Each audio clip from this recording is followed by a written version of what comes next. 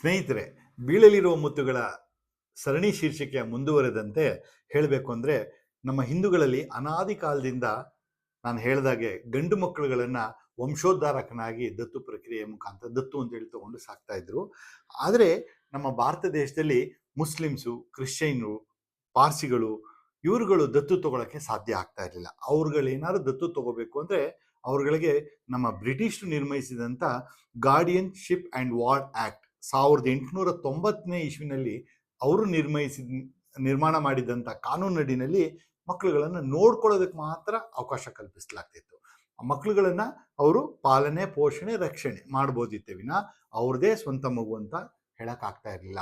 18 ವರ್ಷ ಆದಮೇಲೆ ಆ ಮಕ್ಕಳುಗಳು ತಂದೆ ತಾಯಿನ ಬಿಟ್ಟು ಹೋಗ್ಬೋದಿತ್ತು. ತಂದೆ ತಾಯಿಗಳಿಗೂ ಆ ಮಕ್ಕಳ ಮೇಲೆ ಯಾವುದೇ ತನ್ನ ಮಕ್ಕಳು ಅಂತೇಳಿ ಹಕ್ಕಿರ್ತಿರ್ಲಿಲ್ಲ. ಸೊ ಹಾಗಾಗಿ ಇದು ಬಹಳ ಗೊಂದಲಗಳಾಗ್ತಾ ಇತ್ತು. ಅದಾದಮೇಲೆ ನಮ್ಮ ಹಿಂದೂಗಳಲ್ಲಿ ಬರೀ ಗಂಡು ಮಕ್ಕಳುಗಳು ಮಾತ್ರ ದತ್ತು ತಗೊಳ್ತಾ ಇದ್ರಲ್ಲ, ಹಾಗಾಗಿ ಸ್ವತಂತ್ರದ ನಂತರ ಹೊಸದೊಂದು ಕಾನೂನು ನಮ್ಮ ಭಾರತ ಸರ್ಕಾರ ನಿರ್ಮಾಣ ಮಾಡ್ತು. ಅದೇ HAMA, Hindu adoption and maintenance act ಅಂತೇಳಿ 1956ನೇ ಇಸ್ವಿನಲ್ಲಿ ಈ ಕಾನೂನನ್ನ ಭಾರತ ಸರ್ಕಾರ ತಂತು. ಇದರೊಳಗೆ ಏನಪ್ಪಾ ಅಂದರೆ, ಎಲ್ಲ ಹಿಂದೂಗಳಾದರೆ ಸಾಕು, ಅವರು ಯಾವುದೇ ಮಗುನ, ಗಂಡು ಮಗು ಆಗ್ಬೋದು, ಹೆಣ್ಣು ಮಗು ಆಗ್ಬೋದು, ಒಬ್ಬರು ಹಿಂದೂಗಳು ಇನ್ನೊಬ್ರು ಹಿಂದೂಗಳಿಗೆ ದತ್ತುನ ಪಡ್ಕೋಬೋದಿತ್ತು.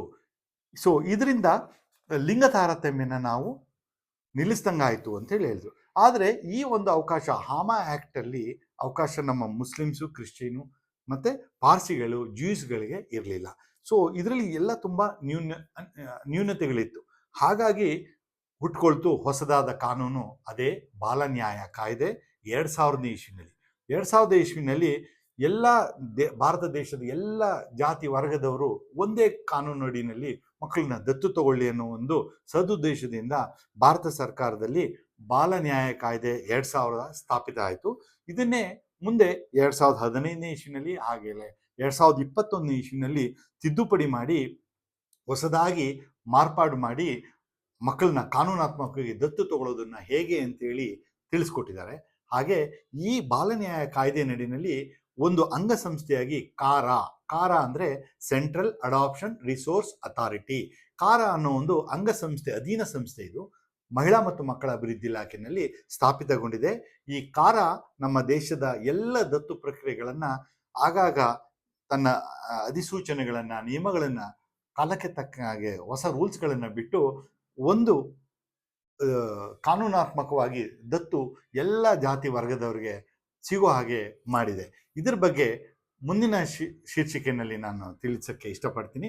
ಇದನ್ನು ಇಷ್ಟ ಆದರೆ ಇದನ್ನು ಲೈಕ್ ಮಾಡಿ, ನಮ್ಮ ಯೂಟ್ಯೂಬ್ ಚಾನೆಲ್ನ ಸಬ್ಸ್ಕ್ರೈಬ್ ಮಾಡಿ, ಹಾಗೆ ನಿಮ್ಮ ಸ್ನೇಹಿತರಿಗೂ ಮಾಹಿತಿನ ಹಂಚ್ಕೊಳ್ಳಿ ಅಂತ ಹೇಳಿ ಕೇಳ್ತೀನಿ. Thank you.